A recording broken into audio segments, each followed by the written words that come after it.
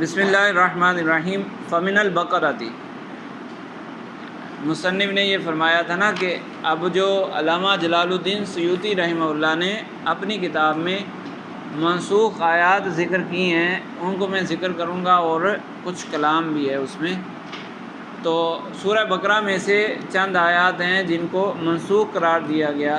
ان میں سے پہلی آیت ہے قولہ تعالی کتب علیکم اذا حضر احدکم الموت۔ یہ وہ وصیت والی آیت ہے کہ جب تم میں سے کسی کا وقت آخر قریب آئے تو تم پر لازم ہے کہ تم وصیت کرو۔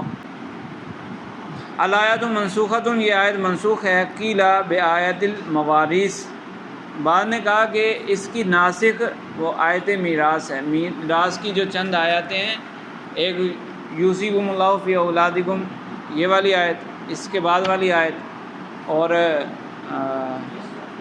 یستفتونک وہ والی آیت، کلالہ والی آیتیں ہیں نا دو، ان آیتوں کے ذریعے یہ آیت منسوخ ہو گئی۔ وقیل بحدیث لا وصیۃ لوارث، جی کتب علیکم اذا حضر احدکم الموت، کہ تم میں سے کسی ایک کا وقت آخر آئے تو اس کے لیے لازم ہے ان ترک خیرا الوصیۃ للوالدین والاقربین بالمعروف۔ کتبہ تم پر لازم قرار دیا گیا کہ اگر ان ترک خیرا، اگر وہ کچھ مال چھوڑے تو لازم کیا قرار دیا گیا؟ الوصیۃ للوالدین والاقربین، والدین کے لیے اور قریبی رشتہ داروں کے لیے وصیت کرنا یہ لازم ہے۔ یہ منسوخ ہو گیا، کیوں؟ وصیت کا مطلب ہے والدین کے لیے جتنا چاہو ذکر کر دو، وصیت کے اندر والدین کے لیے جتنا چاہو، عزیز رشتہ داروں کے لیے جتنا چاہو لکھ دو۔ وصیت یہی ہوتی ہے اپنی مرضی سے۔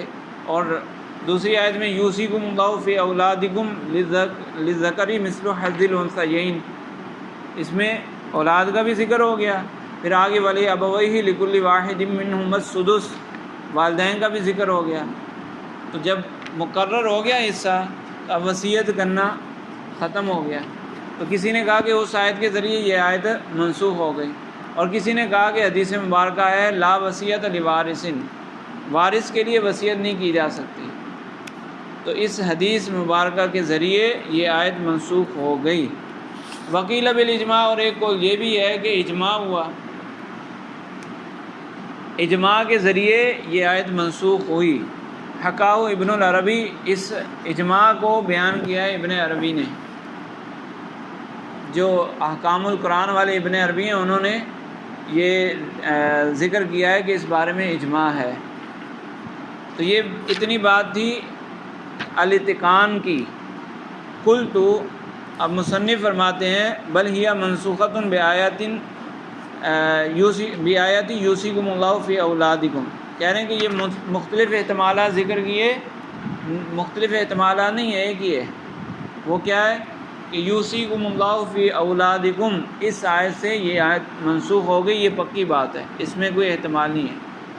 تو پھر وہ لا وصیۃ لوارث، حدیث پاک اس کا کیا ہے؟ کہہ رہے ہیں وحدیث لا وصیۃ مبین للنسخ، وہ اس نسخ کی وضاحت کرتی ہے کہ پہلی آیت میں تھا کہ والدین کے لیے وصیت کرنا، بندہ وصیت کرے، اور یوصیکم اللہ فی اولادکم، اللہ تم پر لازم کرتا ہے، اللہ تمہیں نصیحت کرتا ہے والدین کے لیے اتنا حصہ۔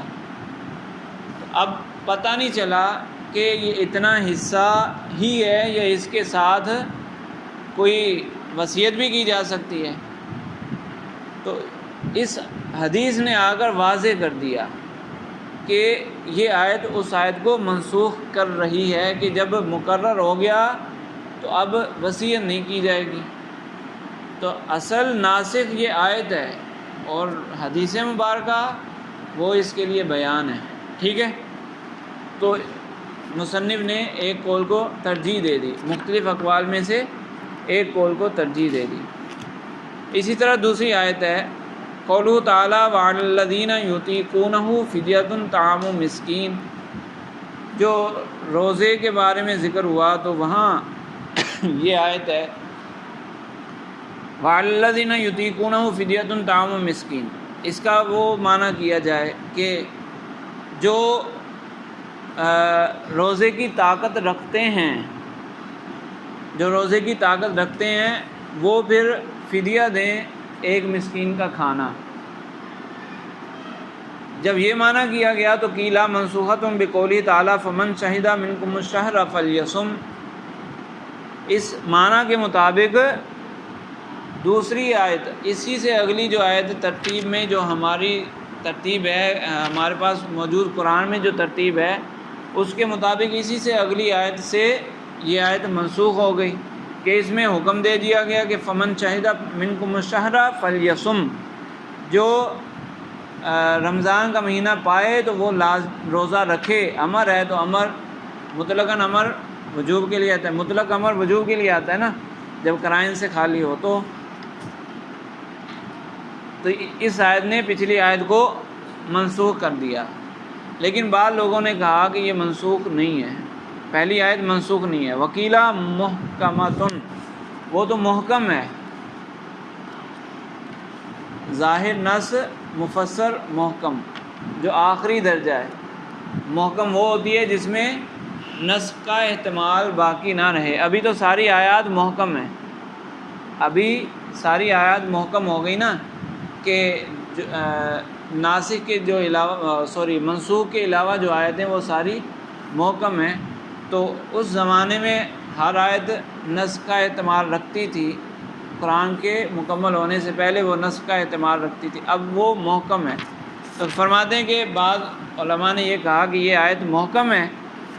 کس طرح؟ ولا مقدرۃ، یہاں لا مقدر ہے، وعلی الذین لا یطیقونہ، ضمیر لوٹے گی صوم کی طرف، پیچھے نا پیچھے آیت ہے یا ایھا الذین آمنوا کتب علیکم الصیام کما کتب علی الذین من قبلکم لعلکم تتقون، تو صیام کی طرف یہ یعنی صوم کی طرف لوٹے گی۔ تو جو لا یطیقونہ لا یطیقون الصیام، جو روزے کی طاقت نہ رکھتا ہو اس پر کیا ہے؟ فدیہ ہے، وہ پھر فدیہ ادا کرے۔ تو ان لوگوں کے نزدیک، ان علماء کے نزدیک یہ آیت محکم ہے، منسوخ نہیں ہے۔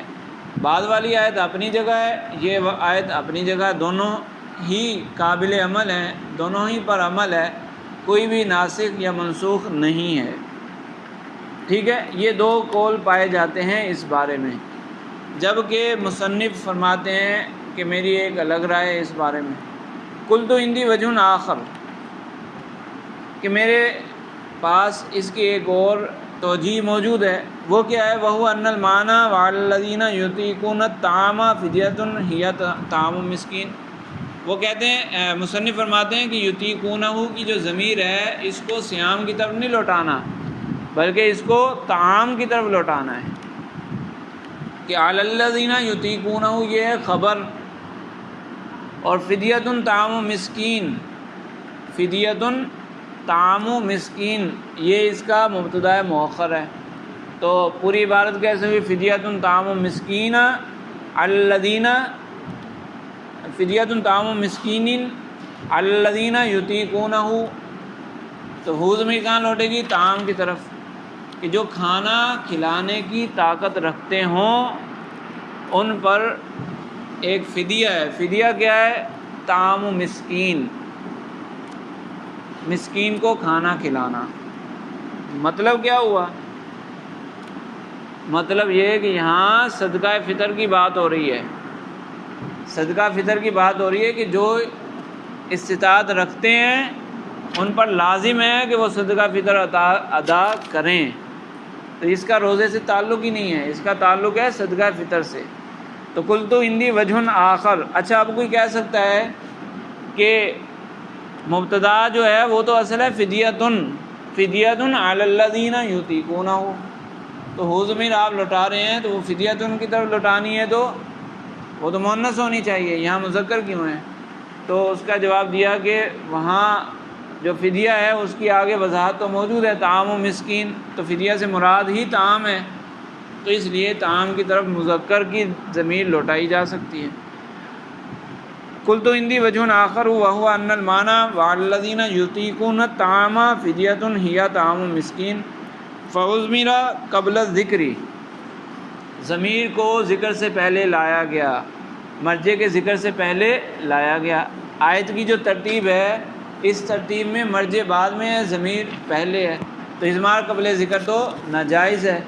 تو کہہ رہے ہیں ہر جگہ تھوڑی ناجائز ہے، اضمار قبل ذکر مرجع کو ذکر کرنے سے پہلے ضمیر لانا یہ 5 صورتوں کے علاوہ تو جائز ہے نا، 5 صورتوں کے علاوہ ناجائز ہے۔ 5 صورتیں جواز کی ہیں، اس میں سے ایک تو اضمار قبل ذکر نہیں ہے، وہ اصل یوں کہا جاتا ہے ضمیر کا مرجع ذکر کرنے کی 5 جائز صورتیں ہیں، ضمیر کا مرجع ذکر کرنے کی 5 جائز صورتیں ہیں، اس کے علاوہ یا ضمیر کو استعمال کرنے کی 5 جائز صورتیں ہیں، اور اس کے علاوہ باقی صورتیں ناجائز ہیں۔ تو اسی میں سے ایک صورت یہ ہے، وہ صورت جو رتبتاً مرجع پہلے ہو، تو یہاں رتبتاً پہلے ہے، لفظوں میں اگرچہ بعد میں ہے لیکن رتبتاً پہلے ہے کہ فدیۃ مبتدا ہے وہ مقدم ہی ہوتا ہے، مبتدا کا مرتبہ پہلے ہے۔ تو کہہ رہے ہیں فاضمر قبل ذکر لأنہ متقدم رتبتاً، کہ رتبہ کے اعتبار سے یہ پہلے ہی ہے۔ وذکر ضمیر، اور ضمیر کو مذکر لائے گئے کہ وہ جو پہلے ہے وہ تو فدیہ ہے، تو فدیہ مؤنث ہے، اس کی طرف ضمیر بھی مؤنث کی لوٹانی چاہیے، تو مذکر کیوں لائے؟ اس کا جواب کہ لأن المراد من الفدیۃ هو الطعام، فدیہ سے مراد ہی طعام ہے جو آگے ذکر بھی ہے۔ والمراد منہ، اور پھر پوری آیت سے مراد کیا ہے؟ والمراد منہ صدقۃ الفطر، صدقہ فطر ہے۔ جب صدقہ فطر مراد لے لیں گے تو پھر ناسخ منسوخ بنیں گی۔ اگر والذین یطیقونہ فدیۃ طعام مسکین، اس سے صدقہ فطر مراد لے لیں تو فمن شہد منکم الشہر فلیصم، یہ ناسخ بنے گی، اور نہ یہ پہلی منسوخ بنے گی، نہ یہ ناسخ نہ وہ منسوخ۔ والمراد منہ صدقۃ الفطر عقب اللہ تعالی الامر بالصیام فی هذه الآیات بصدقۃ الفطر کما عقب الآیۃ الثانیۃ بتکبیرات العید۔ کہہ رہے ہیں کہ اللہ تعالیٰ نے پہلے روزے کا حکم دیا، یا ایھا الذین آمنوا کتب علیکم الصیام کما کتب علی الذین من قبلکم لعلکم تتقون، پھر اگلی آیت میں صدقہ فطر کا حکم دیا، پھر اس سے اگلی آیت میں فمن شہد منکم الشہر فلیصم، اور آگے وَلِتُكَبِّرُوا اللَّهَ عَلَىٰ مَا هَدَاكُمْ وَلَعَلَّكُمْ تَشْكُرُونَ، اس میں کس کا ذکر ہے؟ تکبیرات کا، وَلِتُكَبِّرُوا اللَّهَ عَلَىٰ مَا هَدَاكُمْ، اس سے تکبیرات عید مراد ہیں۔ تو پہلا روزہ، پھر صدقہ فطر، اور پھر تکبیرات عید یعنی عید کی نماز۔ تو صدقہ فطر یہاں سے مراد لینا درست ہے کہ ترتیب یہی ہے۔ نفس الامر میں بھی ایسا ہوتا ہے، پہلے بندہ روزے رکھتا ہے، پھر عید کی نماز کے لیے جانے سے پہلے صدقہ فطر ادا کرتا ہے۔ جو حکم ہے مستحب طریقہ وہ یہی ہے، صدقہ عید کی نماز سے پہلے ادا کرنا ضروری ہے۔ ویسے تو ابھی کہتے ہیں نا کہ افضل یہ ہے کہ پہلے ہی دے دے، عید کے آنے سے بھی پہلے دے دے، لیکن جو وقت ہے اصل وہ کیا ہے؟ نماز عید سے پہلے۔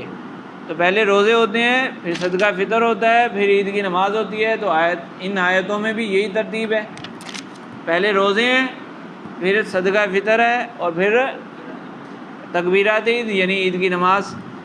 تو لہٰذا یہ مراد لینا درست ہے، اس اعتبار سے بھی درست ہے۔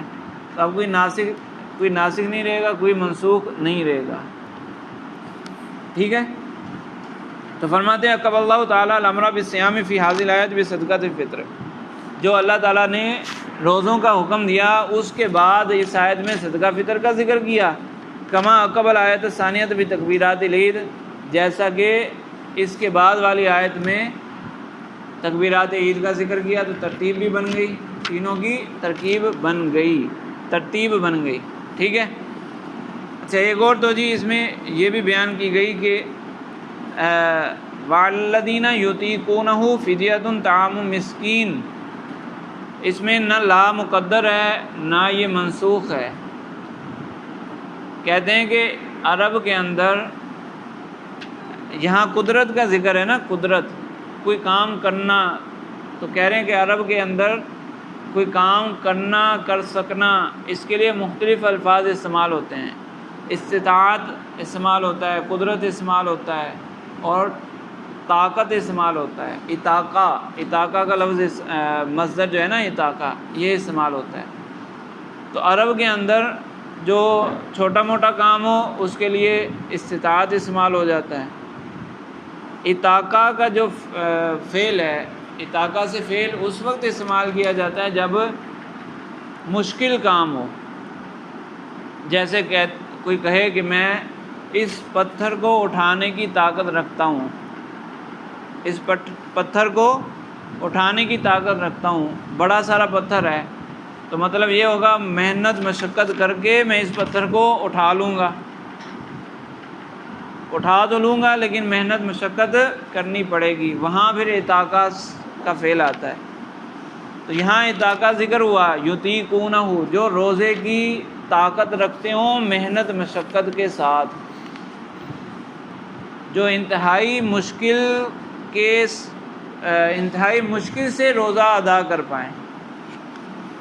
الذین، وہ لوگ جو انتہائی مشکل سے روزہ رکھ پائیں، ان کے لیے پھر اجازت ہے کہ روزہ چھوڑ دیں اور فدیہ ادا کریں۔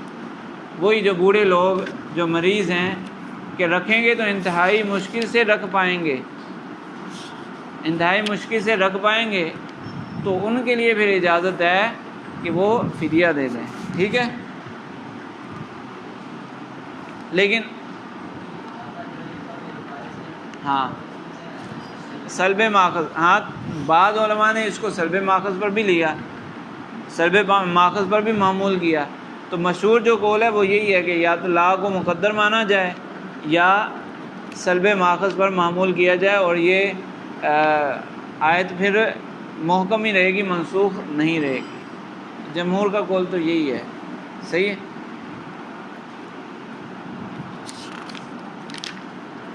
چلیں پھر بس کافی ہے۔